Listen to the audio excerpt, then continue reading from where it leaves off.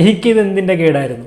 നിങ്ങൾ BSc MLT കഴിഞ്ഞതിന് ശേഷം ലബോറട്ടറി ടെക്നീഷ്യൻ അല്ലെങ്കിൽ ടെക്നോളജിസ്റ്റ് ആയിട്ട് മാത്രമേ ജോലി ചെയ്യൂ എന്നാണെന്നുണ്ടെങ്കിൽ എൻ്റെ സുഹൃത്തെ എനിക്ക് അതിന് ഒരു വിരോധവുമില്ല.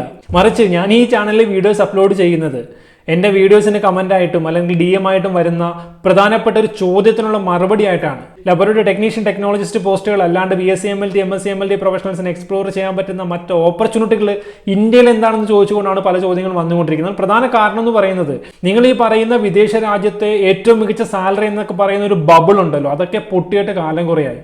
UAE സാലറി എടുത്ത് നോക്കുകയാണെന്നുണ്ടെങ്കിൽ അവിടുത്തെ നാഷണൽ ആവറേജ് എന്ന് പറയുന്നത് 15,000 ദിർഹംസ് ആണ്.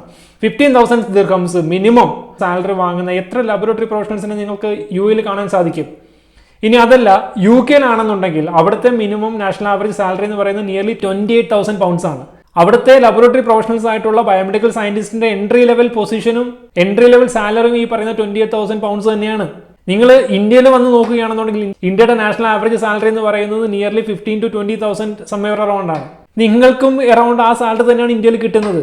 സോ ഒരു രാജ്യത്തിന്റെ സമ്പദ്ഘടന അനുസരിച്ചിട്ട് അവിടുത്തെ നാഷണൽ ആവറേജ് സാലറിയിൽ ഒരുപാട് മാറ്റങ്ങൾ വന്നിട്ടുണ്ടാവും.